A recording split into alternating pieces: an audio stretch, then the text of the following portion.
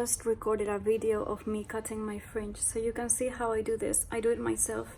I hardly go to the hairdresser, maybe twice a year. So this is how I like my fringe, really blunt from side to side, and this is just rough, air dried, so it just looks perfect. You don't need to do anything to it.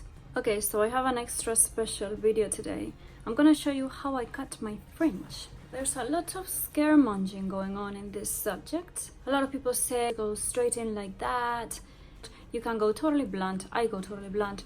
The mistake that most people make is that they go too short. So obviously, if you go too short, it's gonna look ridiculous.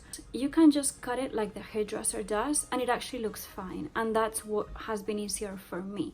I prefer not to try to do anything weird. You need some equipment, some very, very basic equipment. So I use a little comb that I can take with me anywhere. I've had it for many, many years. And then I use some professional level passion scissors that hairdressers use. These are kind of like entry-level scissors, but they are professional scissors. So they are the Passion Avanti 5-inch from Japan. So I have a tray underneath me. That's one thing you need to know. The hair is gonna go everywhere, but especially on your face. And it's super long. You wanna go really slowly. That's super important. I put all of my other hair that's way back, bring everything forward, grabbing bits and cutting straight across, because I like fringes not to be wispy. I think there's nothing worse than a wispy fringe.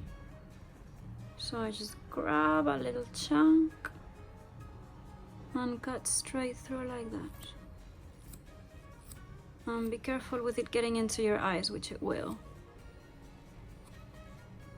That's basically the situation.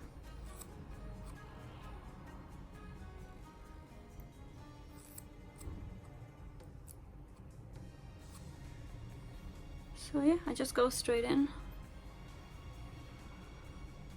And with the sides, I keep doing this to make sure that it's where it's going to fall. Not where I want it, because it's never gonna be where I want it.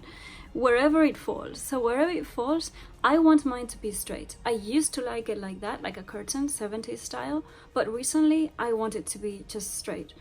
So that's actually harder to get, because you need to see where this lies, which is in that angle, like that, and then bring that like this, because then it's gonna be straight, see?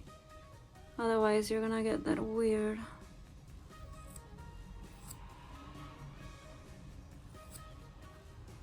So now like that, once I pull it there, it's gonna be straight.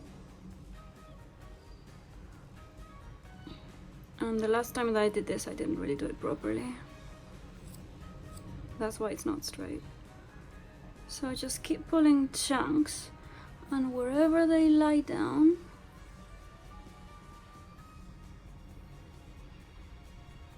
you cut. And go slowly, because even though you want to be blunt, you also want to be slow, to make sure that you don't cut more than you want, otherwise it's gonna look disastrous. That's the whole problem with cutting badly, is cutting too much. I'm not precious about it, I just grab the chunk. And you can already see that it's beautifully blunt, which I love. Makes the hair shinier looking and just better.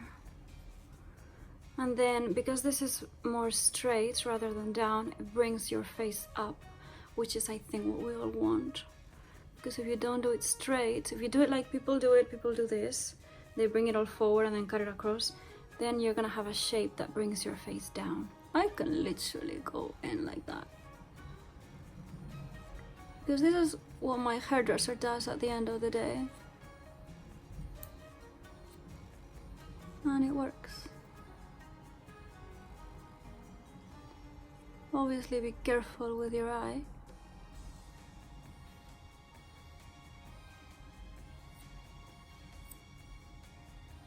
But if you have hair there, you don't want it, so just snip it off. keep moving it around, you know, you kind of want it always to lay in a way that it's not covering your eyes and that it looks cool. So don't bring it to the front, bring it outwards wherever it's going to lie. Outwards, and then cut. And be super careful with your fingers, by the way. These scissors are so sharp. That's the whole point. Okay, this side is still super long, because this is the side for me that's harder. I feel like I can never see where it is. So bring it to whichever side it belongs to. So now it's kind of a cool length already. I shouldn't need to cut it more. I might want to though, because I'm away a lot and I don't have my scissors with me. So I'm gonna go just a little bit shorter. See how beautifully blunt it is? And because I've been moving it, it's kind of the same.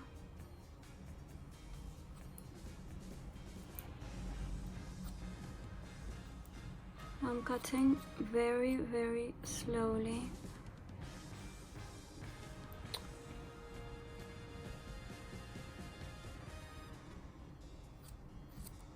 I actually have better luck doing this myself than if I go to a hairdresser that's not my hairdresser. Like even in the same kind of salon, if he's not the one doing it, I don't want anybody to do it, because they start going in like that. It looks really dated. I don't know why people do that.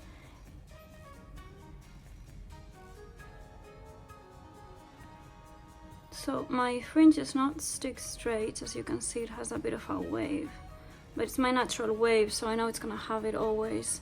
I would rather keep it like that. All right, I think maybe here, just a little bit here. I keep bringing it out and then seeing, see, so this is a bit too long.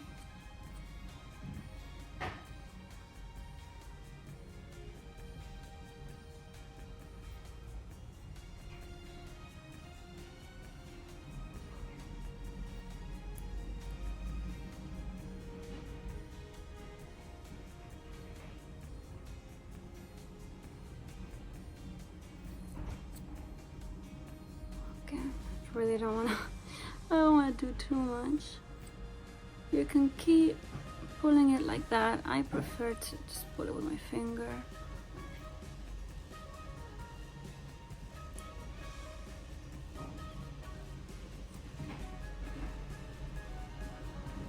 And really, really slowly check that it's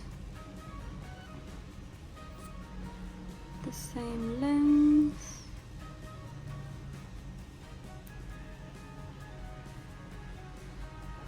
Now, if you want to cut a fringe for the first time, the idea is the same. It's actually really easy. You will do this at the end, but at the beginning, you literally just grab a little smaller than you think triangle. Remember, my head goes all the way down there, and this is my fringe. It's like 2 centimeters or less. It's not a lot. So you grab that little triangle